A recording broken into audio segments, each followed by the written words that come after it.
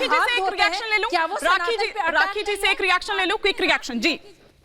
हिमानी जी, जिस तरह से आपने कार्यक्रम की आपने शुरुआत की, आपने कहा ये एक सेट पैटर्न है और मैं उसी बात को फिर से दोहराना चाहूंगी। एक श्रृंखला है जिसके माध्यम से लगातार इन्होंने हिंदुओं को, सनातन धर्म को हमेशा से टारगेट करने का प्रयास किया है। और निश्चित तौर पे ये जो सीरीज है जिसके अंदर बिहार के पूर्व शिक्षा मंत्री हिंदुओं के बारे में बोलते हैं, हमारी समाजवादी पार्टी के जो स्वामी प्रसाद मौर्य जी हैं, वो किस तरह से हिंदू धर्म को एक धोखा कहते हैं, रामचरितमानस के बारे में कहते हैं। एक ऐसी पार्टी गवंडिया ग्रुप के अंदर भी है जो श्री राम भगवान के एग्जिस्टेंस को नकारती है, उन्होंने राम मंदिर के बनने के लिए उसको अपोज किया। तो इस तरह से लगातार आप देखो तो लगातार इस तरह की इंसिडेंसेस चल रहे हैं। खड़गे साहब के बेटे, चाहे मैं बात करूं पी चिदम्बरम जी के बेटे, उन दोनों ने इनका सपोर्ट किया। और मैं तो ये पूछना चाहती हूँ मेरे साथी लोगों से कि आप अगर ये स्टेटमेंट उस पार्टी का निजी स्टेटमेंट है तो आप कंडेम क्यों नहीं कर रहे? आप क्यों नहीं बोल रहे कि ये धर्म जो है वो गलत स्टेटमेंट जो है धर्म के बारे में कहा गया है, उसको क्यों कंडेम नहीं किया जा रहा? और मैं तो अभी मेरी एसपी की जो साथी पैनलिस्ट थी उनसे बात करना चाहूंगी। आप बताइए,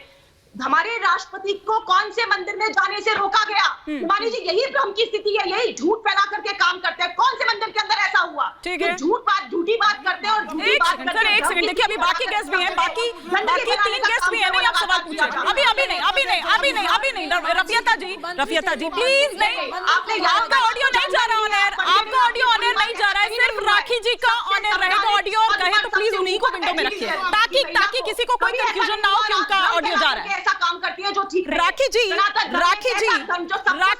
ठीक है, मैंने मान लिया वो भड़का रहे हैं, वो जो भी कर रहे हैं, वो हेट स्पीच, वो तमाम बातें आपने यहां पर कह दी। लेकिन ये बताएं कि 80% के नरसंहार का जो आह्वान की बात कही जा रही है, जो ललकार की बात की जा रही है, ये हेट स्पीच का हिस्सा नहीं है?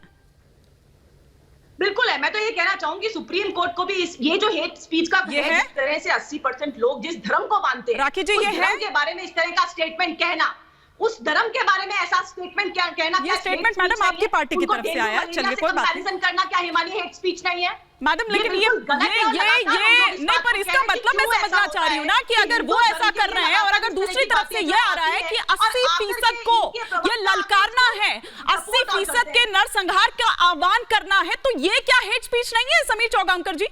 देखिए, मुझे ऐसा लगता है कि सर्वधर्म समभाव की भावना होना चाहिए और सभी धर्मों का सम्मान होना चाहिए। लेकिन जब ये कहा जाता है कि भगवा आतंकवाद की जब बात होती है, हिंदुस्तान में रह के हिंदुओं को भगवा आतंकवाद कहा जाता है, हिंदुस्तान के बाहर जाके हिंदुस्तान के बारे में गलत बातें की जाती है, तो मुझे ऐसा लग रहा है कि इस बारे में भी विचार किया जाना चाहिए।